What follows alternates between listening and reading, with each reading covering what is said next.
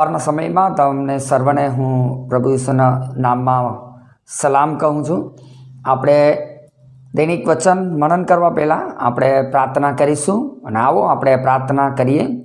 સર્વશક્તિમાન પરમેશ્વર, અમે તમારો પુષ્કળ આભાર માનીએ છીએ. આજે સવારના સમયમાં તમે એક દિવસ અમને આપ્યો છે અને આ દિવસને માટે અમે તમારા આભારી છીએ.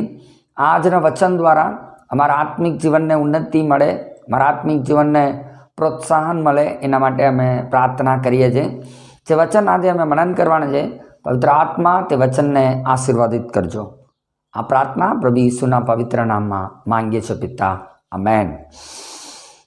હું આપણા મીડિયા ડિપાર્ટમેન્ટના WCDC મીડિયા ડિપાર્ટમેન્ટના આભાર માનું છું કે તેમને મને દૈનિક વચન પ્રચાર કરવા માટે એક સુંદર તક આપ્યો છે અને તેના માટે હું હૃદયથી આભાર માનું છું. આપણે જોઈ રહીએ છીએ દૈનિક વચનમાં સુંદર સુંદર પાસ્ટર લોકો આવીને સારા વચનો આપણીની જણાવી રહ્યા છે અને આપણે ઉન્નતિ પામી રહ્યા છે. આજે પણ એક વચનનું આપણે મનન કરીશું. તે છે માર્ક લખેલી વાર્તામાં 10મા અધ્યાયમાં તેની 46થી લઈને 52મી કલમમાં એક સુંદર સંભવ લખેલો છે અને તે વાક્ય આપણા બધાથી અજાણું નથી. ત્યાં આપણે જોઈએ છીએ પ્રભુ ઈસુ ખ્રિસ્ત અને તેમના શિષ્ય લોકો તે લોકો યરીખો શહેરમાં જાય છે. યરીખો શહેર તે બાઇબલમાં અજાણું શહેર નથી. અગર યરીખો શહેર વિશે આપણે જાણવા ઈચ્છીએ તો યહોશુઆના પુસ્તકમાં 6ઠા અધ્યાયમાં 1લી કલમ આપણે જોઈએ તો યરીખો નગર એ તો ઇઝરાયલ લોકોને માટે સમૂળગે બંધ કરી દેવામાં આવેલું નગર હતું. જ્યારે પરમેશ્વર તેમના લોકોને વાયદાના શહેરમાં લઈ જવા માટે કનાન દેશમાં લઈ જવાના હતા, તે સમયમાં વચમાં ઘણા બધા શહેર અને નગરોને યહોશુઆ દ્વારા જીતવામાં આવ્યા. તેમાં એક નગર હતું યરીખો નગર. અને યરીખો નગરને જીતીને 6ઠા અધ્યાયમાં આપણે 26મી કલમ આપણે વાંચીએ ને તો યરીખો નગરને જીતીને યરીખો નગરની એક શ્રાપ દેવામાં આવે છે એ યહોશુઆ દ્વારા. પરમેશ્વરના વચનથી યરીખો નગરને હવે કોઈ બાંધવાનું નહીં, એવી રીતે એક શ્રાપ દેવામાં આવે છે. અને આ શ્રાપ આપણે બાઇબલમાં જોઈએ છે તો પહેલા રાજાના પુસ્તકમાં આપણે જોઈએ ને તો પહેલા રાજાના પુસ્તકમાં લગભગ 16મા અધ્યાયમાં અને 34મી કલમમાં 30:4-34મી કલમમાં એક રાજા આ યરીખો નગરને બાંધવાની કોશિશ કરે છે, પણ પરમેશ્વરના દાસ યહોશુઆ દ્વારા જે શ્રાપ દેવામાં આવ્યો તે શ્રાપ ત્યાં લાગુ પડે છે એ જોવા આપણને મળે છે. અને તે રાજાના મોટો દીકરો અને નાનો દીકરો બંને મરી જાય છે. એ યરીખોની બાંધવાની પ્રયત્ન કરે છે એવું આપણને જોવા મળે છે. તો યરીખો નગરમાં ઈસુને જવું તે એક સહયોગ નથી, એક પ્રયોગ અને એક યોજના સહિતની બાબત હું માનું છું કે ઈસુ ખ્રિસ્ત જે કોઈ નગરમાં કે જે કંઈ ગામમાં જતા તેમાં પૂરેપૂરી યોજના સહિત કામ કરતા હતા. અને યરીખો નગર એ શ્રાપિત નગર તરીકે તેમની ઓળખાણ થાય છે. પણ ઈસુ આજે સવારના સમયમાં હું જણાવવા માગું છું તે એવા જગ્યામાં જ જાય છે કે જે જગ્યામાં કંઈ ઉન્નતિ નથી અને જે જગ્યામાં કંઈ શું કહેવાય આશીષ નથી, એવી જગ્યામાં પ્રભુ ઈસુ જવા ઈચ્છે છે. તો યરીખોમાં આપણે જઈએ છીએ તો માર્ક લખેલી વાર્તા 10મા અધ્યાયમાં તેની 46મી કલમમાં લખેલું છે. અને તે યરીખોમાં આવે છે અને યરીખો તથા તેના શિષ્યો તેની ઘણા લોકો ત્યાંથી નીકળતા હતા. અને ત્યાં તિમાઈનો દીકરો બારતિમાઈ જે આંધળો ભિખારી હતો તે માર્ગની કોરે બેઠો હતો. યરીખો ખરેખર એક ઉન્નતિવાળું શહેર આપણે બોલી શકતા નથી. યરીખોમાં પ્રવેશ કરતા જ પ્રભુ ઈસુ ખ્રિસ્ત એક આંધળા વ્યક્તિની મુલાકાત કરે છે. આ આંધળો વ્યક્તિ કદાચ હું એવું માનું છું કે તે એટલી બધી ટ્રાફિક કદી સમય તેના શહેરમાં તેને જોઈ નહીં હોય, એટલા લીધે ભીડ એટલી બધી હતી તો અવાજ આવ્યો. બાઇબલમાં લખેલું છે તે માર્ગની કોરે બેઠેલો હતો. તો તે પૂછે છે ભાઈ આ શું થઈ છે? તો ત્યારે તેને કોઈ બરાબર રીતે જવાબ આપતા નથી, પણ તે પૂછવાનું ચાલુ રાખે છે. તે પૂછે છે, આ શું છે, આ શું છે? તો બીજી જગ્યામાં સાંભળવા મળે છે, તેના શિષ્ય લોકો જે બોલે છે તેને રોકે છે, પણ તેને સાંભળવા મળે છે આ તો ઈસુ છે. તો તે વધારે અવાજ કરે છે. તે બોલવા લાગે છે, ઓ ઈસુ દાઉદના દીકરા મારા પર દયા કરો, ઓ ઈસુ દાઉદના દીકરા મારા પર દયા કરો. એ કે આ આંધળો ભિખારીની ઉંમર પણ મોટી હતી. આપણે જોઈ શકીએ છીએ આંધળાની પાસે કોઈ ફ્યુચર નથી, કોઈ ભવિષ્યકાળ નથી. એની પાસે એક જ કામ છે, હંમેશા ભીખ માંગવાનું કામ. યરીખો નગરમાં સૌથી પહેલું જે કામ પ્રભુ ઈસુ ખ્રિસ્તુએ કર્યું ને તે હતું આ આંધળાની દ્રષ્ટિ આપી. પણ જ્યારે બાર્તિમાઈનો અવાજ સાંભળીને પ્રભુ ઈસુ ખ્રિસ્ત ઊભા રહી ગયા ને ત્યારે હું તમને એક કાર્ય જણાવવા માંગુ છું. જે કે ઈસુ હજારોની ભીડમાં જતા હતા, પણ ઈસુની પાછળ જે લોકો જતા હતા તે લોકોનું હૃદય અથવા શું કેવું હતું તે આપણને ખબર નથી. પણ બાર્તિમાઈ હજારોની ભીડમાં પણ અવાજ કરી કરીને પ્રભુને રોકી શકે છે.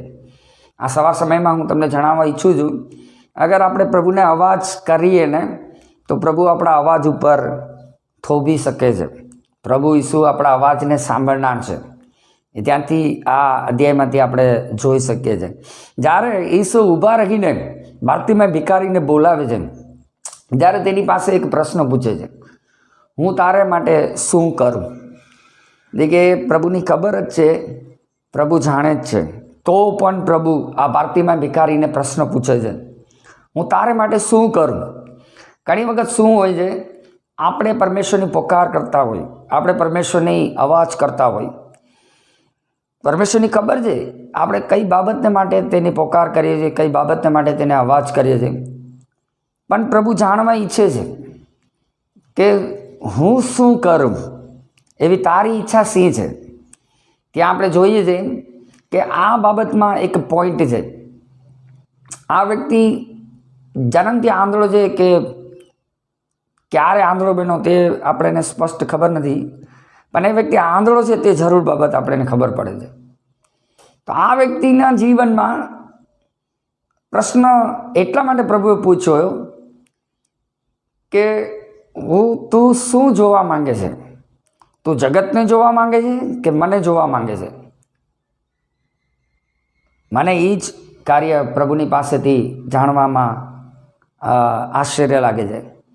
હકીકતમાં તે વ્યક્તિ આંધળો હતો અને તેને દ્રષ્ટિ જોતી હતી, પણ પ્રભુએ તેને પૂછ્યું, હું શું કરું?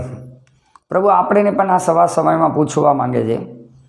ઘણી વખત આપણે પ્રભુનો સ્વીકાર કરી લીધો, પણ આપણે કોને જોવા માંગીએ છીએ? આપણે જગતને જોવા માંગીએ છીએ કે આપણે ઈસુને જોવા માંગીએ છીએ? કે આપણા જીવનમાં ખરેખર પ્રભુએ કંઈ કામ કર્યું હોય અથવા ઈસુ આપણા જીવનમાં આવીને કંઈક બદલાવટ થયો હોય તો આપણે ઈસુને જોવાની જરૂર છે, જગતની જોવાની જરૂરત નથી. તે કાર્ય આપણે આ ભાગમાં આપણે શીખી શકીએ છીએ. બીજું, જ્યારે ઈસુ આ બાર્તિમાઈ ભિખારીને બોલાવે છે ને ત્યારે તેની પાસે એક કટોરો અથવા એક કપડું હતું. બાઇબલમાં એમ લખેલું છે, તેને તે નાખી દીધું. ત્યાંથી આપણને શું શીખવા મળે છે?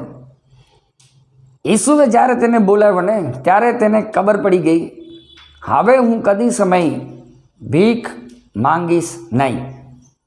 દેખે એટલી બધી ટ્રાફિકમાં તેને લુગડું અને કટોરાની ચિંતા કરી નહીં.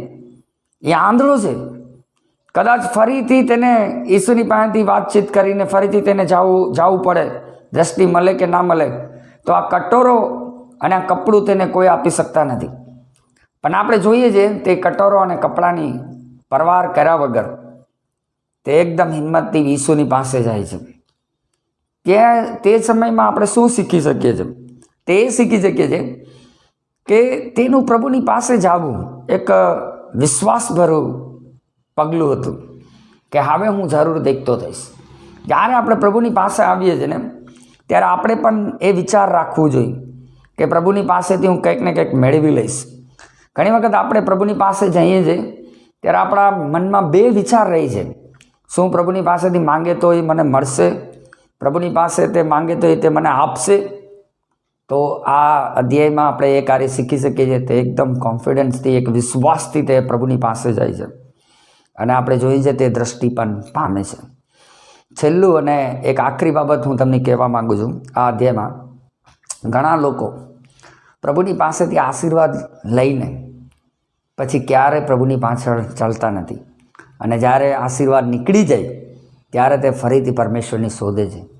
પણ આપણે આ બાર્તિમાય ભિખારીની પાસેથી શીખી શકીએ. એ દ્રષ્ટિ પામો, એને પૂરી રીતે તેને જોવામાં આવ્યું, તેને પૂરી દુનિયાની જોઈ અને તેને જોયું કે હવે હું આ શ્રાપિત જગ્યામાં નહીં રહીશ. દેખી, યરીખો ઉન્નતિવાળી જગ્યા નથી, યરીખો આશીષની જગ્યા નથી, પણ એવી જગ્યામાં પ્રભુ ઈસુ ખ્રિસ્ત ગયા જે જગ્યામાં ઉન્નતિ નથી, જે જગ્યામાં આશીર્વાદ નથી, એવી જગ્યા પ્રભુ ઈસુ ખ્રિસ્તે પસંદ કરી. અને આપણે નીચેની કલમમાં આપણે જોઈને, સૌથી નીચેની કલમમાં તો તે બાર્તિમાય ભિખારી ઈસુની સાથે ગયો. હવે તે યરીખોમાં નથી, હવે તે યરુશાલેમ, તે શાંતિની જગ્યામાં તે જાય છે. અગર નીચેના અધ્યાયમાં આપણે પહેલી કલમમાં આપણે વાંચીએ ને 11મા અધ્યાયમાં પહેલી કલમ, તો યરુશાલેમ એ શાંતિની જગ્યા છે. શાંતિની જગ્યામાં તે ગયો. તે આશીષની જગ્યામાં, શાપિતની જગ્યા તેને છોડી અને આશીર્વાદના જગ્યામાં તે આવ્યો. આ સવારના સમયમાં હું તમને એ જ જણાવવા માગું છું, પ્રભુ ઈસુ ખ્રિસ્તનું જવાનું, કામ કરવાનો તરીકો અને પ્રભુનો જે કંઈ પણ આપણા પ્રત્યે વિચાર છે તે બહુ સારા છે. ઈસુ આપણા માટે ભલાઈ ઈચ્છે છે, આપણા માટે આશીષની બાબત ઈચ્છે છે. આ સવાર સમયમાં હું તમને એ જ જણાવવા માગું છું કે તમે પ્રભુ પર વિશ્વાસ કરો અને પ્રભુના નામથી તમે જે કંઈ કરો તે પૂરા વિશ્વાસથી કરો. જેમ બાર્તિમાય ભિખારી આશીષ પામીને શ્રાપિતની જગ્યા નહીં પણ આશીર્વાદની જગ્યામાં, શાંતિની જગ્યામાં થઈ ગયો, તે જ રીતે આપણે પણ કરીએ. પ્રભુ આપ સર્વને આશીર્વાદ આપો. આપણે પ્રાર્થના કરીએ. સર્વશક્તિમાન પરમેશ્વર, અમે આ વચનથી તમારા આગળ આવીએ છીએ. આ વચન આ સવારના સમયમાં તમે અમારી સાથે વાત કરી છે. જેવી રીતે યરીખો એક શ્રાપિત નગર હતું, પણ શ્રાપિત નગરમાં પ્રભુ બાર્તિમાય ભિખારી આશીર્વાદ પામીને અને યરુશાલેમ તરફ તે ગયો, ઈસુની સાથે તે ગયો, એક શાંતિની જગ્યામાં, આશીષની જગ્યામાં. તેવી જ રીતના અમને પણ પ્રભુ તમે ચલાવો પરમેશ્વર. અમને અમારો આશીષ અમે લઈને અમે તમારી સાથે ચાલવું જોઈએ. તે પ્રભુ બાર્તિમાય આશીર્વાદ પામ્યો, તમારી સાથે ચાલ્યો. એ સવારના સમયમાં સાંભળનાર અમને સર્વ લોકોને તમે આશીર્વાદ કરજો. હું પ્રાર્થના કરું છું, કોઈનો જન્મદિવસ હોય, લગ્ન દિવસ હોય, તે લોકોને તમે આશીષ કરજો પ્રભુ. અને આ મારી સવારની પ્રાર્થના, અમારું વચન તમારા હાથમાં સોંપીએ છીએ. સર્વ આદર મહિમા તમને આપીને આ પ્રાર્થના પ્રભુ ઈસુ તમારા પવિત્ર નામથી માંગીએ છીએ પિતા. આમેન. પ્રભુ આપ સર્વ લોકોને આશીર્વાદ આપો.